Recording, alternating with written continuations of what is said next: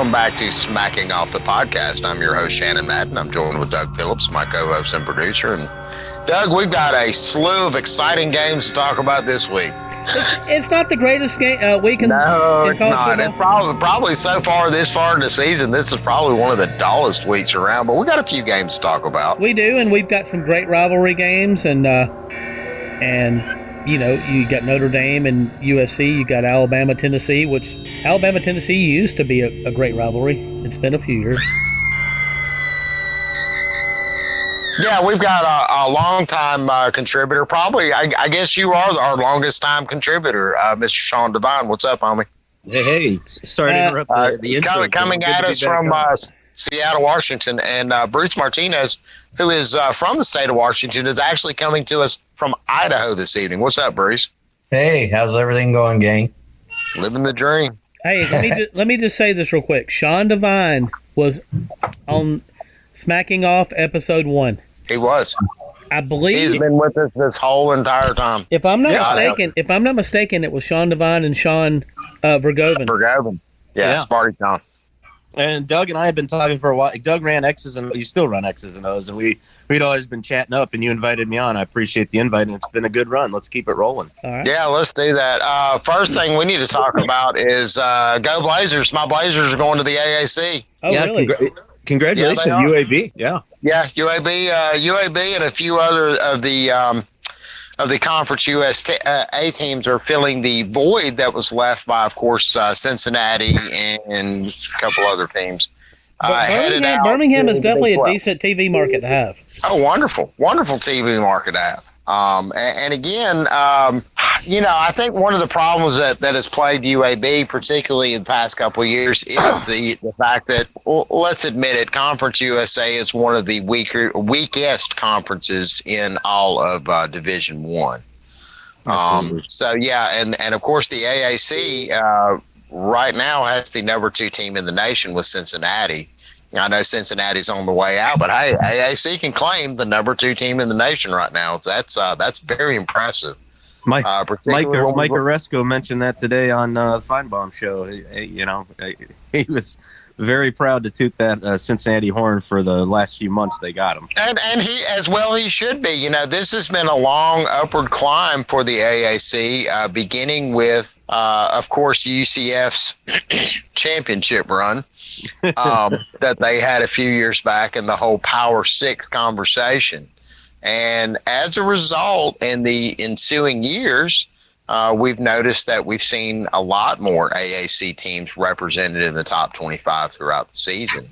Particularly, and I think they took advantage last year of COVID season, which helped the national perception that Cincinnati is enjoying right now. And look, to be fair, Cincinnati looks to be the number 2 team in the nation right now. They're playing very good football. Congratulations to my Blazers. Congratulations to the AAC, and let's hope it's a good run for them.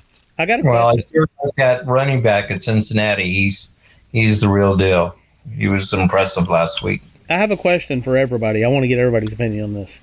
Okay, so with Texas and Oklahoma departing the Big 12, we've got Cincinnati, UCF, is it Houston, and BYU? Okay. Correct. Yeah. I was very surprised they also didn't take in Memphis as well. And Memphis really wanted that invite, and they were really upset to not get it. That's a decent TV market as well.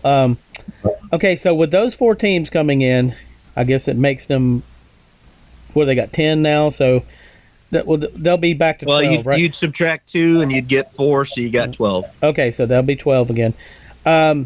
Will the Big 12 still be considered a Power 5 conference?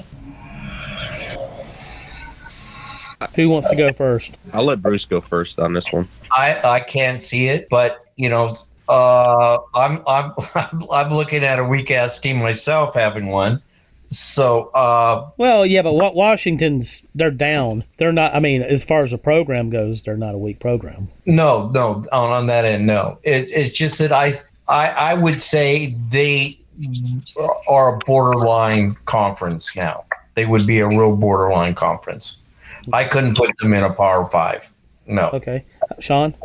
I agree with Bruce. I don't think they're quite Power 5, but I wouldn't call them a mid-major. They're above the mid-major group of 5. They've created a new category, haven't they? I think there's their own, like there's, the A level, the obviously conferences we know, and then there's the We group can of call 5. Yeah, they're their own kind of thing now. And I tell you what, I know this is a football podcast, but that conference is going to be damn good in basketball. Oh yeah, I didn't even think about that. Very true.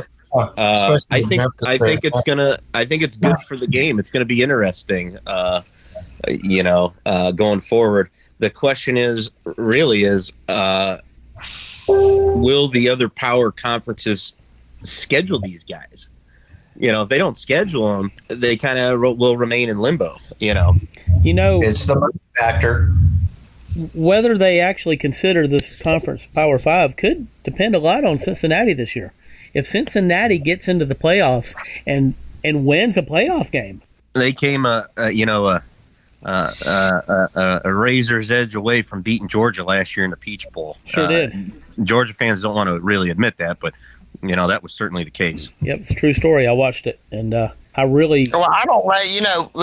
There's one other thing that we're overlooking though. With all of the larger conferences in the Power 5 expanding and getting larger and forming these super conferences, I think eventually, I think 5 is probably not going to be the magic number anymore. And maybe not in the next year or two, but I kind of foresee that coming, particularly once we see top-heavy conferences like the SEC and the Big Ten, and then it's pretty much everybody else past that point. One thing I'd like to argue right now, which one's the stronger conference right now, the AAC or the ACC? Ooh, Sean. Man. I'm going to let Sean take that one. Right now, I'd have to say this year, the AAC. Right this very second. Well, I don't want to look gaze into a crystal ball or look past it. At how things are going right now. Right at this very second, it appears that the AAC might possibly they're top heavy, just like the ACC is. But they're in the same position that the ACC is year in and year out. Well, I think what's going to answer that question is one of the games we have that we're going to talk about. That Clemson Pitt game is big for the ACC. Well, let's go ahead and get into that one. Well, I mean, you're looking at a one-loss Pitt, which that loss was they laid down and took Western Michigan lightly after they were coming off the big win in Knoxville, but. If Pitt beats Clemson this weekend, and they got the game at home in Pittsburgh at Heinz Field, you're talking about a one-loss team. I know it's Western Michigan. That's a shitty loss, but they're kind of in the driver's seat, I think, for their division. And obviously you got Wake and the other one who, surprisingly, is only a 3-point favorite at Army this weekend. But if Clemson wins, now you're talking just about everybody in that conference has a loss or 2 losses, and you have 2 unbeatens right now in the AAC. You have Cincinnati, who everyone's talking about, and then you have way down, and I think they're 21st or 22nd in the polls, is unbeaten SMU, who's looked very good so far. Yeah, SMU's taking care of business right now against a pretty shitty Tulane team this year. Yeah, but if they roll into that game with Cincinnati unbeaten, I mean they're both unbeaten. That's a huge game. Whereas that is a really huge game, particularly if Cincinnati has if any team has any hopes of getting into the playoffs. But of course, Cincinnati has the much better resume. So if it stands to argue that SMU knocks them out, does SMU somehow leapfrog all the way up through the top 20? I don't think so because you're right. I agree that their schedule has been very weak. Other than I do believe they beat TCU at TCU, but TCU's a little bit down this year. Yeah, what's that worth right now? Not a lot, but for SMU to make it, you'd need a lot of teams to end up with 2 losses from the Power 5 conference. If Cincinnati wins, I mean, now that's another good win under their belt. And they'll certainly have an argument at the end. And unfortunately, you can call me a conspiracy theorist, but, I still think, a one-loss Power 5 team might get in ahead of them just simply because, again, this is all a money driven. We've talked about the money piece ad nauseum in a few different discussions we've had in this podcast. Oh, it's a real factor. Money is a real factor, and television viewership is a huge factor, particularly after Yeah, but last who is year. not going to tune in? If you're a college football fan, who is not going to tune in to see the Cinderella darling Cincinnati pop up out of nowhere and stand among college football's most elite teams? I mean, that right there is a.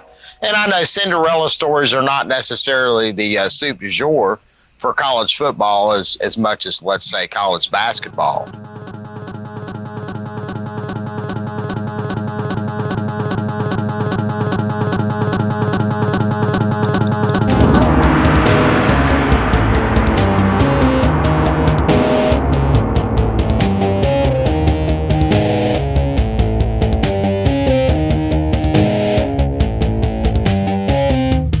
Visit the Smacking Off the Podcast Amazon store for awesome collegiate apparel. And help to support the podcast by making a purchase. Go to smackology.life/Amazon. Help to support and grow our podcast by purchasing great products through our affiliate link page. Go to smackology.life/support for all of our affiliate links. Thank you in advance for supporting the podcast. All right, so let's get back to that Pitt-Clemson game. Well, there's no respect for Pitt. Pitt is a 3-point favorite at home. Yep. Pitt has got the quality win at Knoxville, but they did lose in Kalamazoo. That win's looking better. Yeah. And if you watch Clemson at Syracuse last week, Clemson had to survive Syracuse, and Syracuse is not very good. All right. I feel like Pitt's going to win this game. Clemson looks like they're a train wreck just waiting to happen. Exactly, and Dabo can't move. I mean, this could be a really big egg on his head if Pitt wins. Yeah, it's going to put Clemson in a place that they haven't been in a long time, 7 or 8 years. Yes. To add fuel to that fire, watching Clemson's offense, it's disjointed, it's janky, it doesn't look good, and that feeds into Pitt's strength. Pitt's head coach is Pat Narduzzi, former defensive coordinator at Michigan State. He's built that team on defense. They play good defense. I haven't looked at the weather yet in Pittsburgh, but if it's sloppy weather and it's a slow track there, Steelers play there as well, it's going to be a low-scoring game. If Pitt wins this game, yeah, I'd love to be a fly on the wall in some of the Clemson chat rooms to see what happens, because I think Clemson fans will be ugly. Just really sort of thought, well, 12-0 is expected every year, and other than Alabama, that doesn't really happen in college football. You can easily go from the penthouse to the shit house real quick. True that. So I think Pitt's going to win the game, and I like the number. I like 3. They win it 24-21. All right. How about LSU and Ed O on his farewell tour going to Ole Miss? I'll let Bruce take this one. Excuse me, I'm laughing. Anyhow, war fan base here in Husky Land have been clamoring for the Big O, and I'm appalled at their intelligence. So let's put it that way. But I don't like Mr. Orgeron. He's a hand-me-down from USC. Why we would want him, I don't know. It's just stupidity. But anyhow, I don't have a whole lot of faith in LSU this year. I'll just say that. So, Ole Miss at home.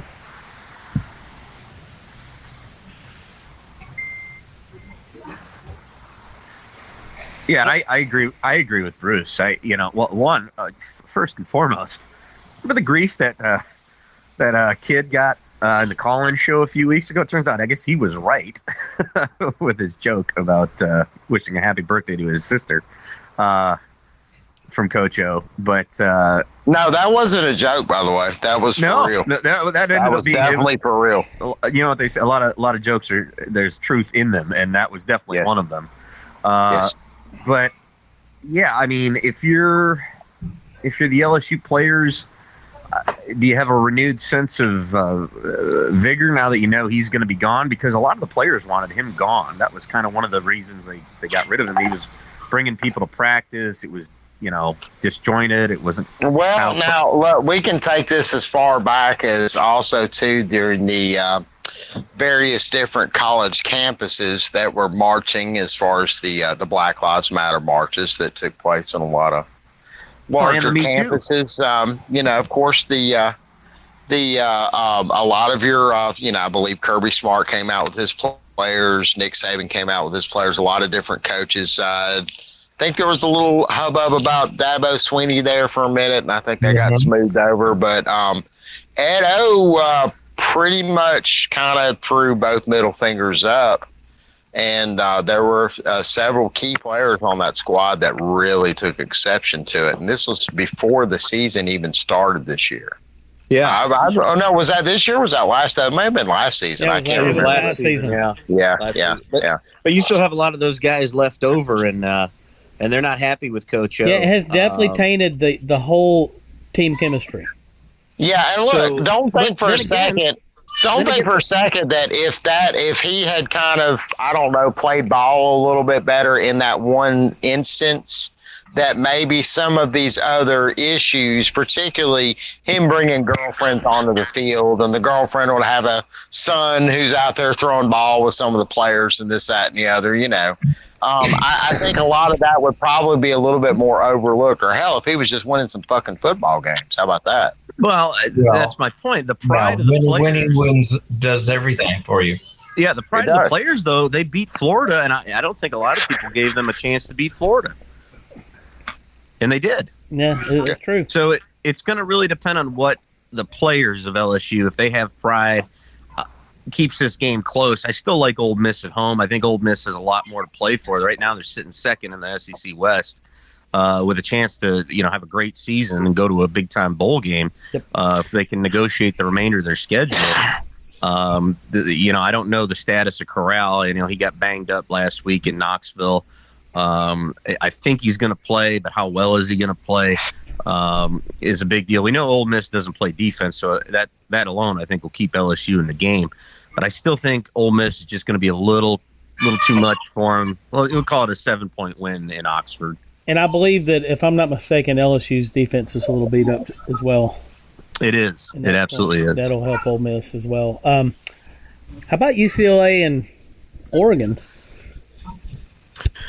Well, go ahead, Bruce. And I believe Oregon. And I want UCLA to smoke him. And I'm showing my Husky prejudice. I'm sorry, gang, but I don't think that's prejudice. When you look at the number, Oregon right now is a 1-point dog going into this game down in the Dorian Robinson is a better quarterback than the Oregon quarterback. That's absolutely true. I completely agree with that. All you had to do was watch last week's game. After watching them last week, they're studs. I would put them above Oregon right now. Oregon about fucked around and lost last week.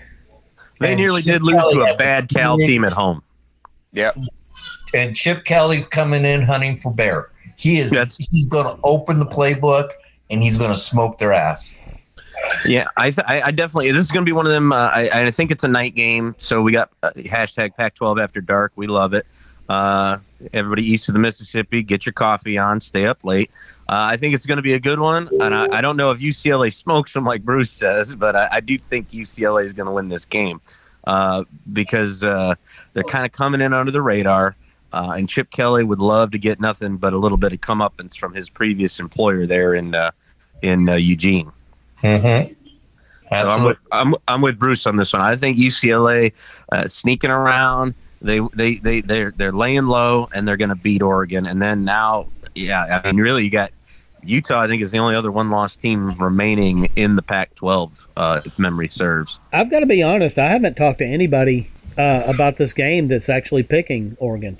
I think everybody I've talked to likes UCLA in the game. So. Well, other than the delusional Ducks who seem to think they're going to magically turn back on. Are there some Ducks? I swear to God, I don't know any Ducks. Yeah, I do. Well, not online. Bruce and I know a few of them out here. Jeff Damien. Jeff Damien might be the only one, and maybe the Gary Oak guy I think is a Duck guy. Right. But Oregon, after they won Ohio, has been hanging on by every friggin' game they play. I think if they played Ohio State right now, Ohio State wins that game by 2 touchdowns. Oh, hell yeah. I just see the makeup, and I just see what's happening with Oregon, and it's smoke and mirrors. It's the biggest head scratcher of the year is how the hell did they go over to Columbus and win? I think Columbus had to think of them lightly. That's the only thing that I can think. Ohio State took them lightly and put in a week's worth of practice. That's, Saban talks about that rat poison, and I think they kind of read their own press clipping and said, yeah, we got this. It's Oregon. They've never beaten us before. Yep. And they didn't put in the preparation necessary, especially when they found out that Thibodeau wasn't going to play. And when you do that, you're liable to get beaten, and they got beat. All right, so how about the one of the biggest rivalries in the history of college football this week? Gosh, as I look at it, the spread, Notre Dame's either 6.5 or 7, depending on which expert in the desert you look at. That line seems a little bit low to me because USC has looked like a train wreck when I've watched. Yeah, but you got to throw the records out in this one. This is the longest running intersectional rivalry in the country, and Notre Dame's been playing USC since the days of Rockne and Howard Jones in the 20s. Yeah, but this isn't USC of old, man. It's not. It's they don't have the linebacking crew. They don't have the front line on defense. I don't see USC winning this game at all. I hope Notre Dame wins the game for sure, obviously, as a domer and a homer on that regard. But the one thing that gives me confidence is the fact that Notre Dame's defense is arguably one of the best in the country. We saw that with the simple fact that, we held Purdue to 13 points at home, and they just went and smoked Iowa in Iowa. But again, I question Brian Kelly. We've been playing musical quarterback chairs since basically the Florida State game, which squeaked that one out. If he figures out a quarterback, that we're just going to go with and go with him, then stick with him. And we can actually run the ball a little bit because our offensive line has been hot doo-doo thus far with running the ball. We can pass block, but we can't run the ball. Then, yeah, I think Notre Dame easily covers, maybe wins by 10 or 14. But if we're playing musical quarterbacks and our offensive line isn't, running the ball, able to, run block, USC is going to hang around. There's enough talent on that team. This would make their season after 2 embarrassing losses, Utah and Oregon State. And Notre Dame never seems to deliver in these prime time because it's going to be a night game on NBC Saturday night, and they never seem to show up under Kelly in these big prime time games. It's going to be a squeaker. It's going to be a, pinch your ass kind of a game all the way to the last minute. I think Notre Dame squeaks it out, by we'll say 4, like 34-30, something like that. I hope it's bigger than that. Is Slovak going to be quarterbacking for USC? I don't know who SC is going to have going in this one. I haven't looked at it yet. See, that's the big question I have. Without him, I don't. If Slovis plays, I'm certainly nervous. If he's not, then that's a big difference. And let's face it, you can't lose your head coach. You can't have a dismal season like you've had this year as they have, and to lose teams that you've never lost to ever. Not since both the Kennedy administration and the Woodrow Wilson administration. Yeah, and think you're going to come in and maintain against a good, credible team. It doesn't happen. Bruce, how do you feel about this one, Bruce? I would say it could be Notre Dame by 15, 16, easily. I got you. Yeah, I kind of feel that way too. I feel like it's 2 to 3 scores. USC and not knockout. It's not. And the two things we got going for us in this game, number one, obviously it's in South Bend. USC doesn't, and especially if the weather's, gets bad. I haven't looked at what the weather report is, but you got that. And then this Notre Dame defense is, if you've watched these games, is keeping the Irish in these games. It's bend but don't break. Find a way to make the only game that they really didn't perform up to expectations, and they read the rat poison after the big win against Wisconsin was Cincinnati. But turns out Cincinnati's a pretty damn good football team. But other than that game, and people go, well, you let Florida State, well, Freeman, the new D coordinator, put us in a prevent defense in the beginning to middle of the third quarter and let them come back in. If we'd played the base defense, I don't think that game gets as close, but that was a hell of a long time ago. That was Labor Day. The defense since then has really reeled off some good performances. I don't think USC is going to be able to run the ball on us. That gives me confidence going into this game. Now, our problem has been on the offensive side of the ball. Not only can we not run the ball, but our quarterback's been turning the ball over, particularly with interceptions. Cannot have that. If we protect the ball, we run the ball a little bit, yeah, I think we could win by 2 touchdowns for sure. The stadium's going to be rocking. We hate SC, and if we get by SC, the schedule gets really manageable to a point where this team could maybe go 11-1. Yeah, and being that their only loss is a top 2 team, and if Cincinnati stays in there, you never know. Going to have a strong argument. Certainly, the only negative, of course, and it's going to be the case until we finally fully join the ACC, is you're not going to have that 13th data point. That conference championship game. Which, man, I'd love to play Clemson this year. That's true. Yeah, that's the weak sister. Okay, guys, we'd like to thank y'all for coming on and giving your insight. But this was a great segment, and I thoroughly enjoyed it. It's always good to be on with the dog father as well as Shannon and Doug. And hey, Shannon, Bruce, Shannon took a nap, didn't you, Shannon? I just woke up. What are we talking about? Are we talking about the Pitt Clemson game? Pitt's gonna whip that ass. And as just as an addendum, we barely talked. I know we talked before the show started, but Tennessee at Bama. Bama's laying 25. Take the 25. Bama's gonna roll. Yeah. Crush them. Smoke those cigars. My friends down there in Tuscaloosa. I got them ready. All right, guys. Talk to y'all later. Okay, take care. Bye now. When you're smiling,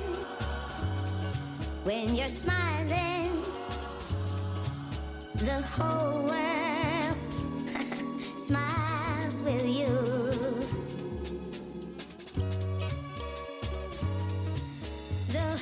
Happiness is knowing you'll find the perfect vehicle every time.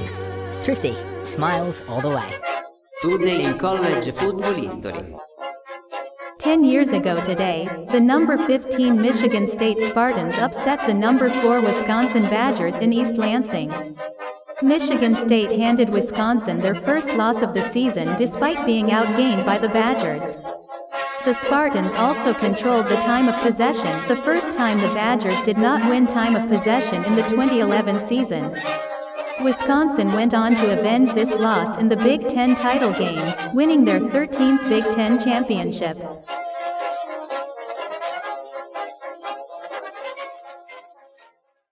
Your team sucks. Donkey Balls will not be part of the podcast this week.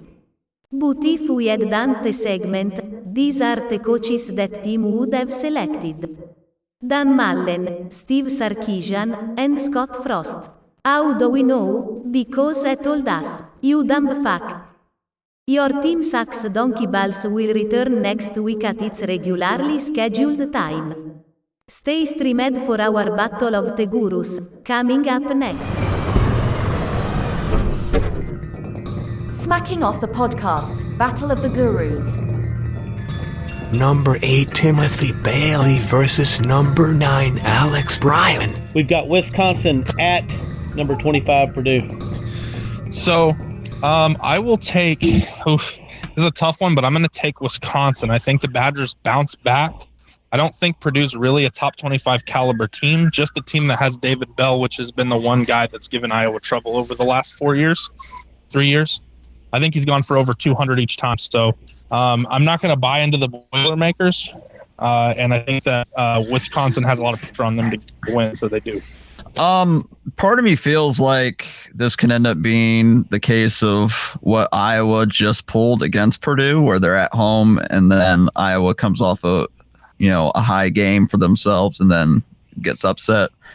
But Wisconsin is just so anemic offensively. I can't bring myself to pick them over a Purdue team that just did what they did. So I'm going to take Purdue at home because West Lafayette's a pretty rough place to play, and that's a 3:30 game. So second half will be during the night. So that usually charges up that crowd. I'll take Purdue. All right. Okay, so one of us is going to win this round. Yes. Already. We already have a disagreement. So somebody has to win. There's no ties. We'll have a tiebreaker if we need one. Right. Yeah. All right, so we've got number 8, Okie Light, headed to Iowa Light. Ames. Yes. I'm interested to see what Tim's going to pick on this because, he's been pretty high on both teams, but especially Iowa State at the beginning of the season. So this is going to be an interesting one. Every part of me wanted to pick Iowa State on this simply because, they are capable of being better than what they have been this year. But Oklahoma State, I don't know. They just got a little bit something special going right now. I don't think if they get upset, this isn't going to be the week to do it. I'm going to take Okie State on this. I'm going to go with Vegas, and I'm going to take Iowa State, who is currently -7 in this game. Iowa State, to me, is the better team. They have the better players. They have the better coach. They're at home. Iowa State's 2 losses this season. One is to Iowa, where they outgained their opponent by 200 yards, and the other to Baylor, another ranked team who they also outgained by 200 yards. I think they get their shit together and not mess around and put themselves in peril like they have with turnovers or special teams mistake like they did in those 2 games. Because right now this team could very easily just be undefeated just as well as Oklahoma State is. They're not because of mental errors. I think they clean up the mental errors. It's Brocktober. I think Iowa State wins. All right. Oregon. Man, we're disagreeing tonight. We are. Yes, love it. The number 10 Oregon Ducks headed to UCLA.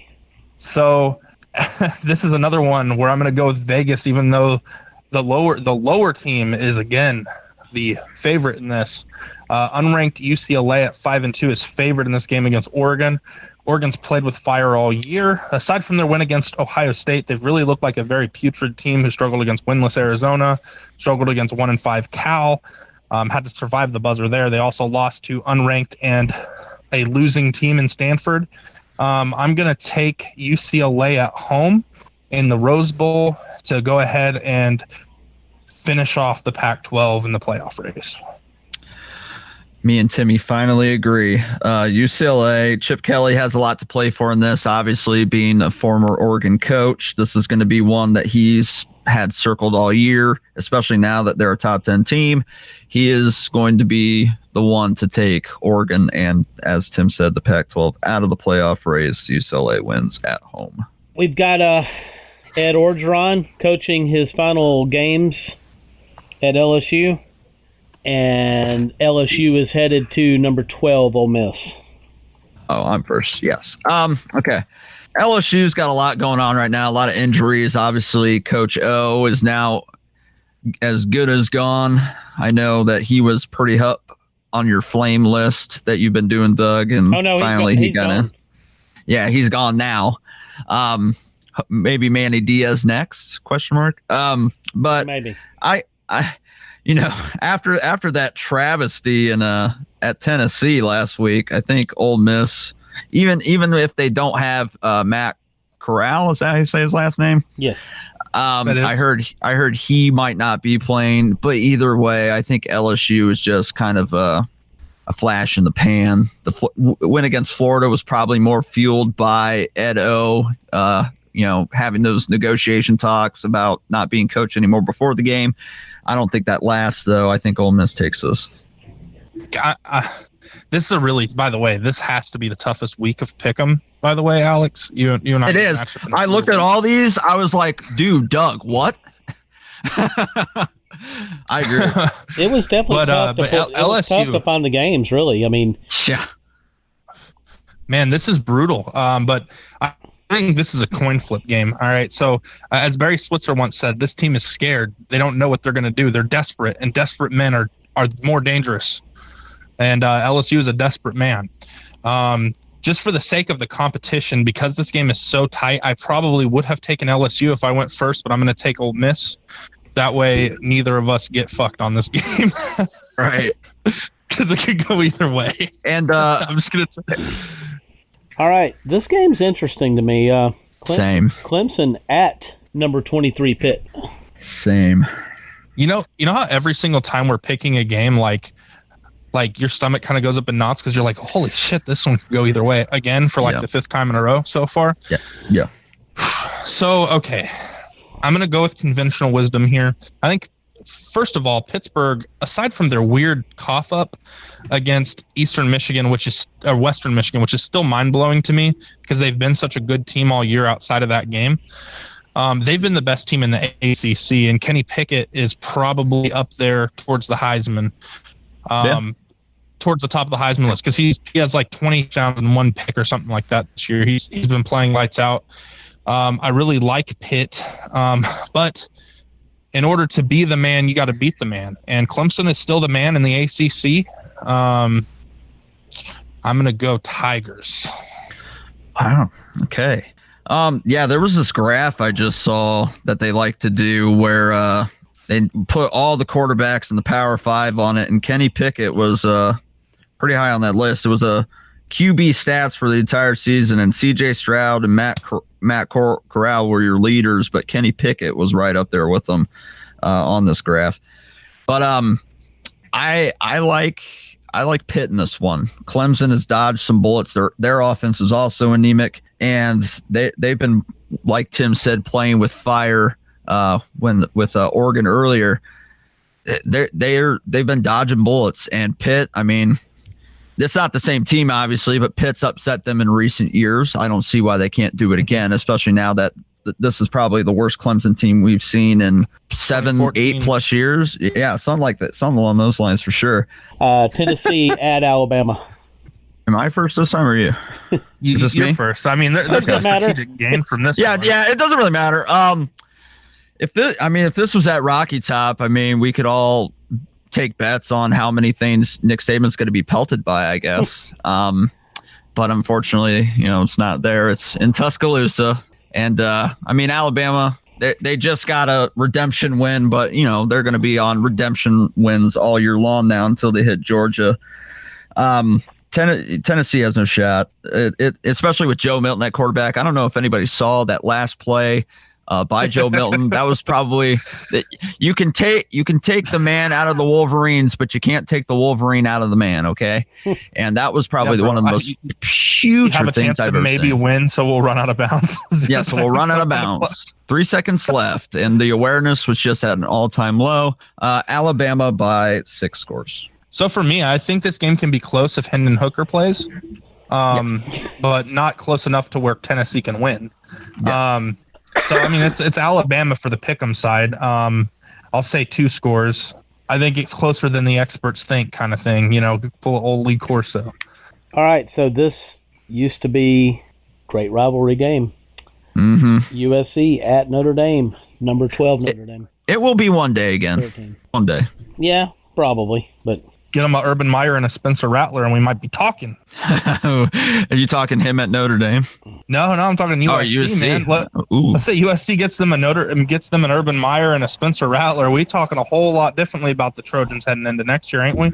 I mean, that would do a lot of wonders, especially for Urban, because apparently the NFL is just not for him on and off the field. So, or inside. He's got his hands full, if you know what I'm saying. Which one of you guys is going to pick USC for the upset? Neither of us, I'm pretty sure. If you asked me preseason, I would, but no. It's Notre Dame. Keaton Slovis has been awfully disappointing. USC can't even keep up with very bad Pac-12 schools. Yeah. This USC team is beyond dog shit. Once they fired Clay Helton, their season was over. Not that Clay Helton was helping them much, but they definitely just put a coffin in them. They put the nail in the coffin, and for USC, this is going to be too big of a task. I mean, they also haven't won at Notre Dame in quite some time, if I'm not mistaken. So these guys in the past couple of years have just gotten a lot of good 5-star recruits, and they're about to lose them. and it could set them back even a few more years than they already were. So who knows when they'll be back at this point now. That's a project over there. All right, so we've got the other USC, South Carolina, headed to College Station to play the Texas A&M Aggies. This is one of me and Tim's favorite teams to talk about. Tim, have we overblown them? Isn't that what that article said? Have we overblown Texas A&M? Yeah, that's the funniest thing. I still can't believe that Alabama decided to sleepwalk. Why did they do that against that goddamn team? I don't know. Who had nothing to lose. That was their whole season. Was that game? I don't know. It blows my mind. Especially without their starting quarterback. That's their backup playing for them right now, right? Pretty sure. I mean, they're about the same. I mean, they're both like freshmen who are pretty like much highly touted guys. I mean, they're the same dude. Neither of them are good. They still have, I don't know, they might not have it now. I think after Alabama, they finally had one more touchdown than picks between the two of them.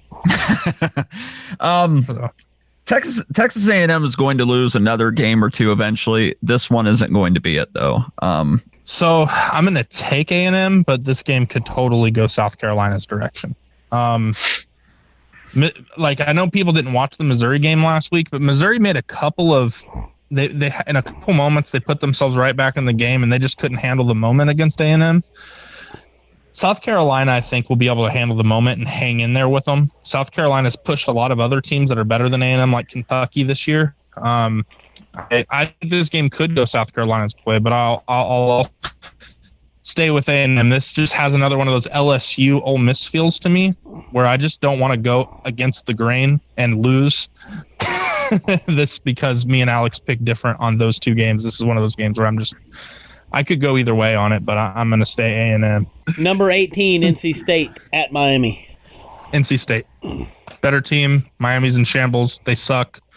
Do you have any more adjectives that you want to add to about Miami, Alex? Not back. I know that's not an adjective, but they're not back.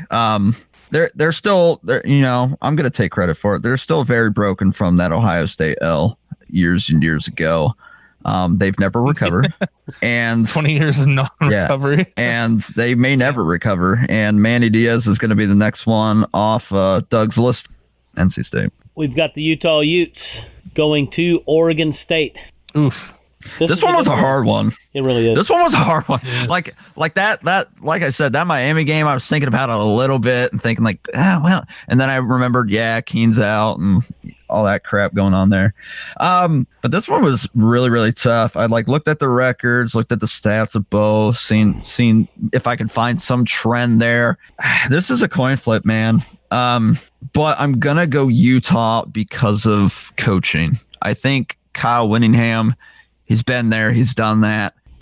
So, for me, this is a tough one, and this could be a game that decides this really wacky week. And it sucks that one of us has to be out after playing this particular week because this is wild, Alex. Right. One of us is going to be out after this crazy week, and it sucks because this is probably me for the second year in a row. By the way, this concludes the first round. First round exit. This is it. This is the last.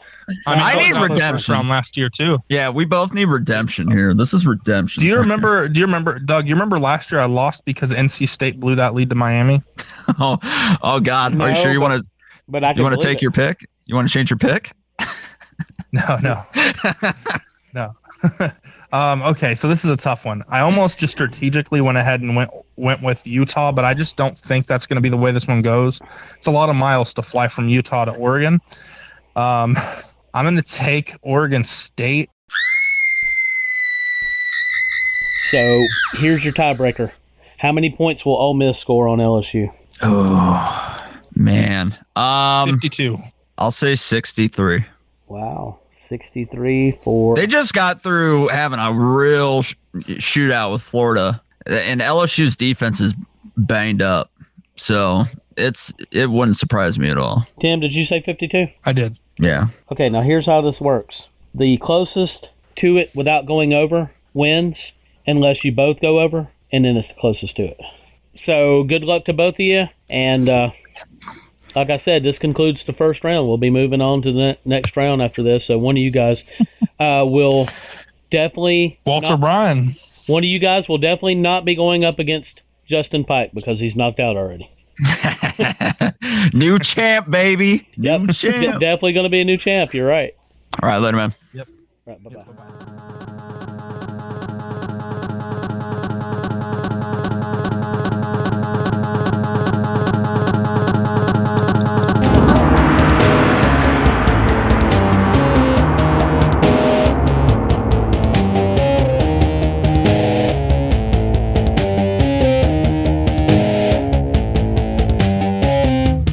Visit the Smacking Off the Podcast Amazon store for awesome collegiate apparel. And help to support the podcast by making a purchase. Go to smackology.life/Amazon.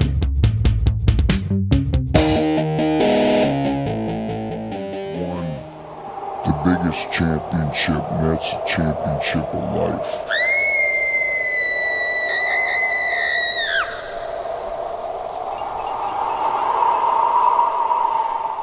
The Life Championship Top 10 is brought to you by Badmont Stars. Because who the fuck can afford Goodyear? Those fuckers are expensive as shit. And also by Doyle Hargreaves Construction. Quality craftsmanship at an affordable price. I told you 3 times already. The law's on my side. And now, the Life Championship Top 10 for this week.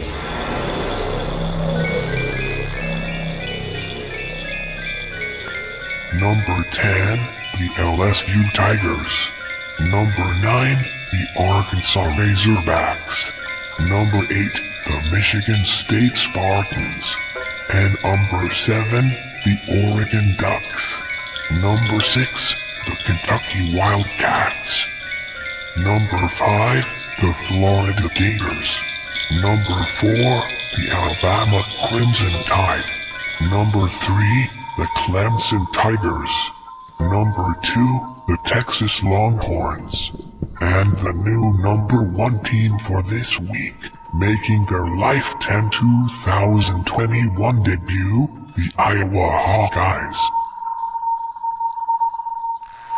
Here's your 2021 Life Championship voters.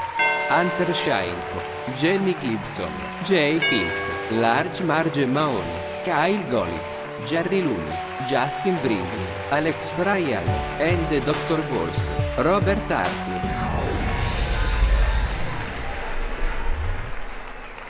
Let's thank them all for taking the time out of their busy schedules to give us their opinions. Please direct all anger at them.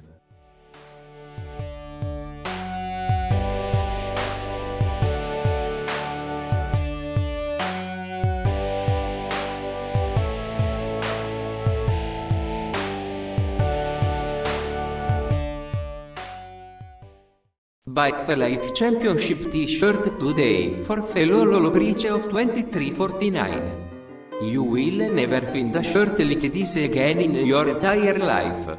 So don't be a tightwad, cheap motherfucker. Buy this shirt today. Get that shirt and many others at the Smacking Off Spread Shop. Please remember smackingoff.myspreadshop.com for all of your Smacking Off apparel. Here's 6 things that you can do to help support this podcast. Like, share and comment on our videos. Buy our merchandise. Use our affiliate web links to buy great products and services from our affiliates. And tell others about our podcast.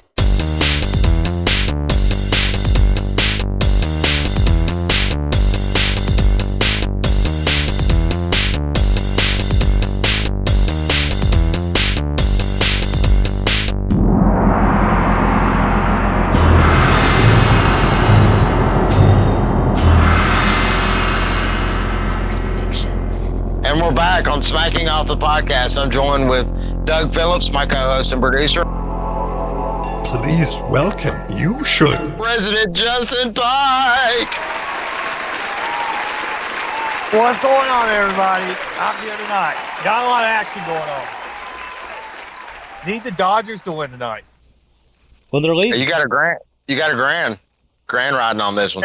And I bet an NBA basketball game under first quarter, and I got Steph Curry over 33 points tonight. Oh, every day that's big balls. Every day is like a fucking Friday during this time of the year. You got so many. You got 4 major sports going tonight, guys. So you got, actually more. You got NFL, you got NHL hockey, and you got Major League Baseball, and you got the NBA that just kicked off 2 nights ago.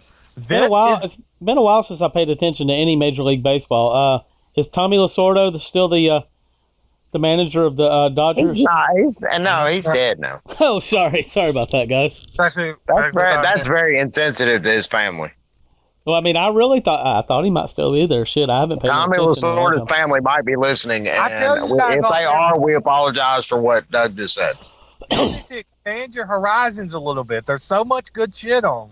Y'all are so wrapped up in Alabama football. Y'all got to get that and Dancing with the Stars. Yeah. Hey, and have y'all watched that? I actually have been watching that. I watched it when Holyfield was dancing. That was some. There's this girl. He was cutting a rug, man. There's this girl. Her name's Suna Lee, and she was an Olympic gold medalist. I think she's like 21, 22 years old. She's sexy as hell, but she can fucking dance too. That girl can move. All right, now what did y'all think? What did y'all think about Dog the Bounty Hunter not finding that Brian Landry kid? You know, so I just saw about an hour or two ago, they actually found his body. Now there's a lot of conspiracy theories going on right now that the parents of Bryan killed both Gabby and Bryan. Well, no, I don't know about killed both of them. The parents are sick though. For the mom and dad to just sit in the fucking house, plant their garden and shit like that. Like, it kind of reminds me of some Casey Anthony shit. Remember how them fucking parents were? Like, I still to this day, y'all remember the Casey Anthony case, right? I'd known her. I think that the mom and dad had something to do with that shit. Now, do I think they might have killed the baby? No. But they definitely helped her cover it up, and I think that's kind of what happened in this one too. But now I was shocked in the next couple days for the parents to finally come forth and say that Brian did admit to give closure at that. And really, I think this is their only out now because the police really need to start focusing on that family.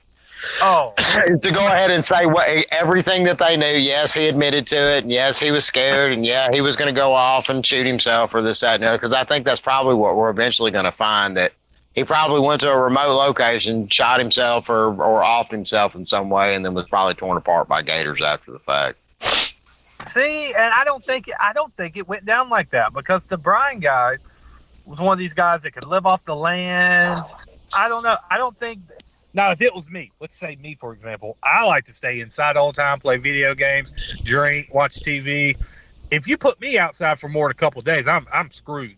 But this guy would travel around the country in his van, camping out. He's an outdoors guy. You know what I mean? So if it was somebody that just, other than that, a type of person like that, I mean, the guy just sold everything he had to buy a van to travel the country. I don't think he would just go somewhere 20 minutes from his house and off himself. To me, that doesn't make sense. Well, I mean, I don't know. Maybe he was in his remote location, saw that the whole world has now ignited this search looking for him, and he realized there was no way out. That he was probably going to go to prison, and Bubba was going to get that ass.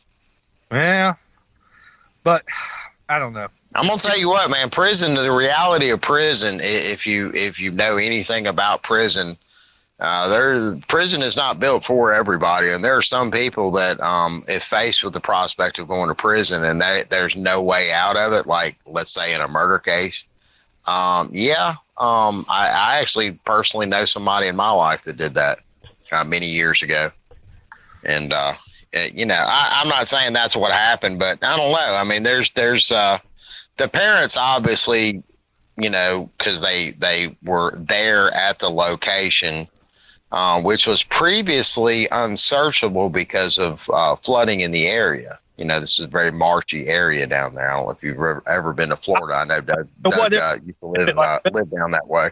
Is it really flat, or does it I don't understand. How does it get mushy? That doesn't make any sense. Well, I mean, marsh, Everglades, man. There's a lot of Everglades in the middle of the state. Yeah. See, I'm a Yankee. I don't know about stuff like that. And Florida's a very flat state. Flattest place you've ever been, unless you, I guess, go out maybe to the deserts or somewhere like that, would probably be comparable. Mississippi or Alabama? Oh, Alabama's pretty early.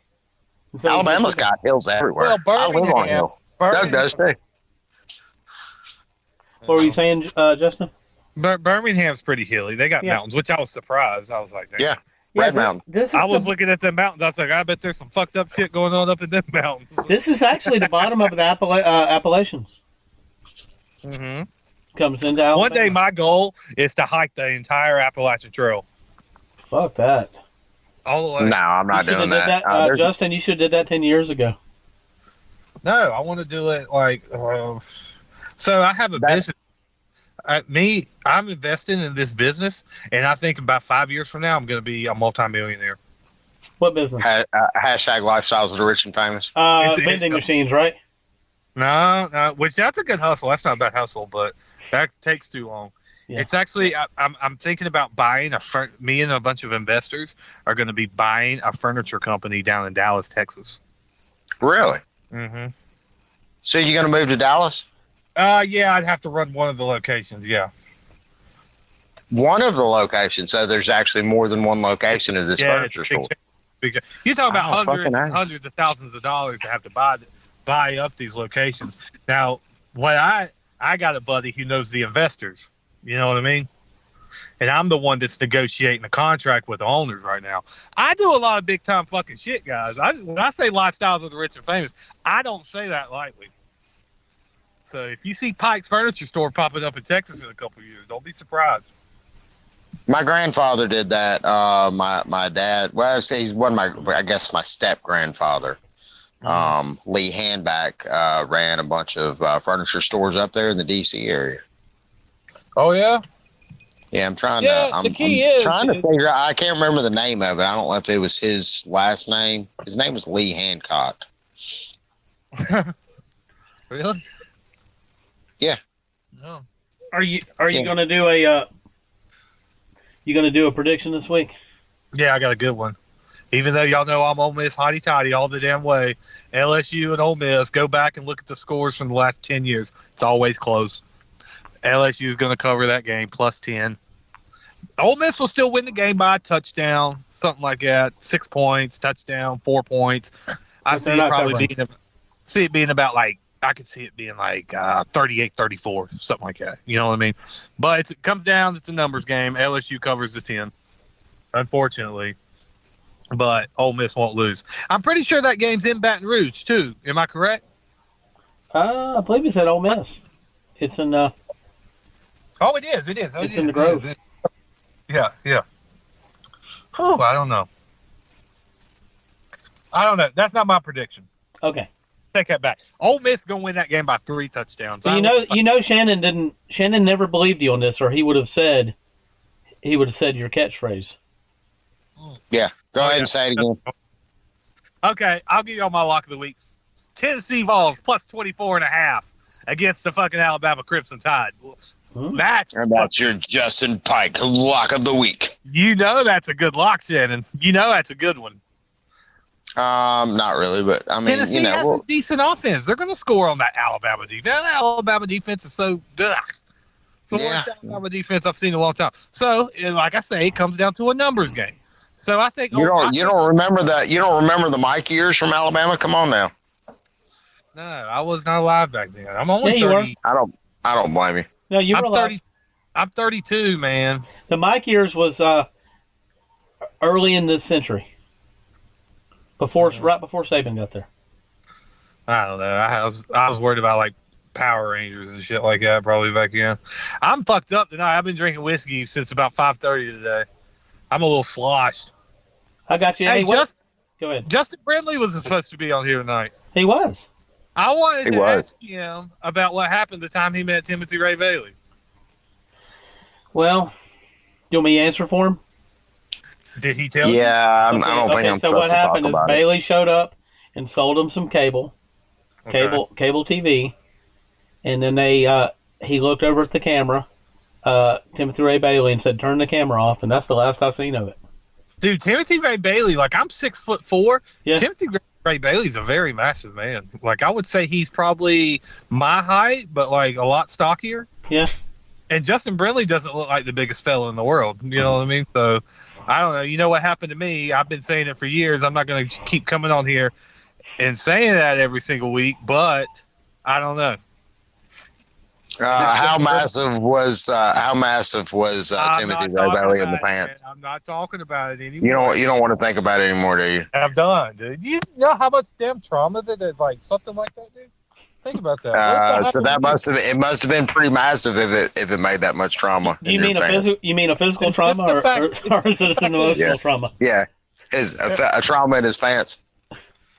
Whatever. Next subject, please, guys. I don't want to talk about it. All right, then. I can understand why this would be upsetting you. Hey, I'll be out of Facebook jail very soon.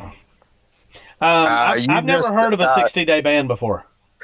Well, ain't nobody ever heard of President Pike. You cannot call somebody a big fucker without getting banned. You do. Hey guys, in 2 Saturdays from 2 Saturdays, so this airs Friday, 2 weeks, I will be in Madison Square Garden, New York City, UFC 268. I know I keep talking about it every week, but I'm staying at the Trump Plaza. At the Trump Plaza.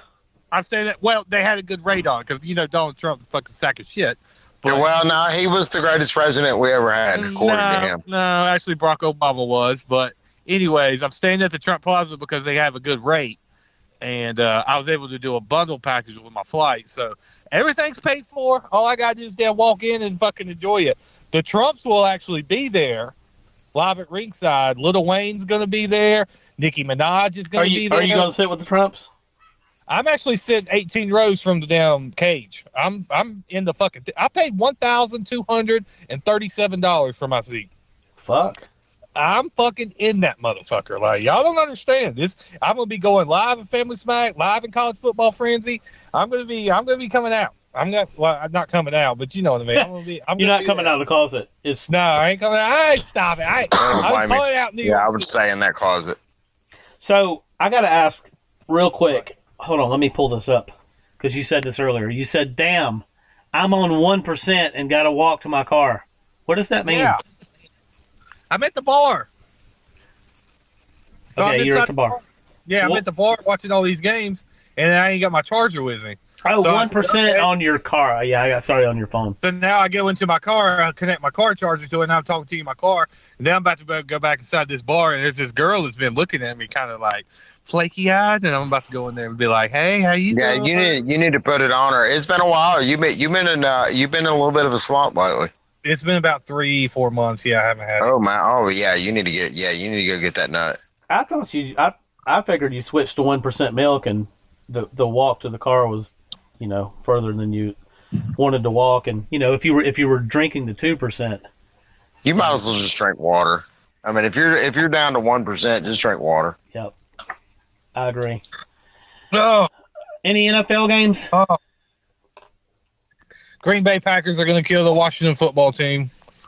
The bet that I like, the underdog bet in the NFL I like, y'all are going to hate this, but I love Joe Burrow and the Cincinnati Bengals. They look fucking great this year. I like them +6 on the road in Baltimore against the Ravens. Fuck Joe Burrow. Burrow's balling right now. Joe Burrow is playing some hell football right now. I got him on my fantasy team. The guy's playing his ass off. And, with him getting Jamar Chase from LSU, that's chemistry right there. Jamar Chase is actually 5th in the National Football League as a rookie. I know it's early in the season. 5th in the National Football League in receiving yards. That guy's a beast. I'll tell you what's entertaining as hell. I'm watching Bujo right now with Arkansas State going up against Louisiana Raging Cajuns, and this has been a hell of a game to watch. It's 27. Raging Cajuns, they always put on the fucking. Right now, Bujo and Arkansas State are leading 27-21. We're late in the third. I lost a lot of money last night. I took Coastal Carolina. I laid $400 to win $200. Lost $400 on Appalachian beating them last night. Ooh. Number 14th in the fucking country and got beat by Appalachian State. Get the fuck. It happens. I mean, gee, that's why you gotta play a tough schedule. Well, see, Appalachian State's one of those programs. I mean, you guys know I was born in North Carolina, about 8-9 miles away from Appalachian State campus. Born and raised. That's where I spent the first 17 years of my life. Was right there. That's up in the hills. I actually went up into Appalachian. Right there it's where beautiful. University is. Beautiful. That's a cool little place. It's like it's a tourist trap. A lot of people. Yeah, go up and they've gotten a lot bigger ever since they beat Michigan in 2007. I was a junior in high school whenever they beat Michigan back in 2007. No, I was actually a senior. I was a junior, senior, something like that. But ever since then, man, I tell you, that fucking university, it blew up. It really did. But a lot of it, this is how Appalachian State got good. A lot of people don't know this. Appalachian State sucked. Was fucking awful. Well, they got a coach who used to be I think he was some kind of SEC analyst or something. He came from the SEC, but he was getting a lot of these players that got in trouble. It's kind of like a last chance you kind of thing. Well, kind of like Saban's coaching program. Yeah. Well, listen, he was getting all these guys that were 4 and 5 stars out of high school, but they'd get in trouble for some stupid shit, and he was taking all. What's up, boys? Justin Bradley! Did you fall asleep? Yeah, I had my alarm set at 7 p.m. God dang, boy! All right, so let's talk about this Tennessee-Alabama game because this segment's almost over. We're gonna let you guys go at it. Hey, Tennessee! Tennessee's gonna be pissed off. They were pissed off after that bullshit call against Ole Miss. They're gonna give Alabama a game. They're gonna give them a game. I agree with you on that one. I thought it was just gonna be a normal third Saturday and normal third Saturday of this month. That's but right. It looks like it's gonna be a war out there this weekend. Yep. Hey, Shannon, don't get mad. Don't get mad if Tennessee pulls off an upset. Won't happen. Hey, Justin, I wanted to ask you. So we were talking about you're one of the few people out there that actually met Timothy Ray Bailey. Yep. What was it like? You know what happened to me because I've been saying it for years. What happened? What was it like for you? What was your experience? Sat back, relaxed, and chilled. Oh hell! But you're kind of freaky like that. So if Timothy tried anything with you, you'd roll with it. Wow. This has been a great conversation, guys. I really appreciate it. Y'all have a wonderful evening. Doug. Y'all have a good one too, man. Doug, do the credits, Doug. Do the credits? All right, fuck you guys.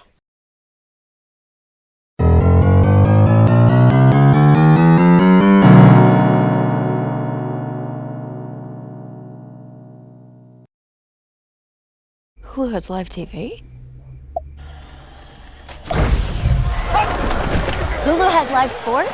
Well, yes. Hulu does have live sports. Time's up. I need your answer now. Hulu has live game shows. Correct. Hulu also has... Hulu has live dating shows. With over 75 live channels. I choose Hulu. Woo! Hulu. Flip like cable, stream like Hulu. Time to have Hulu plus live TV.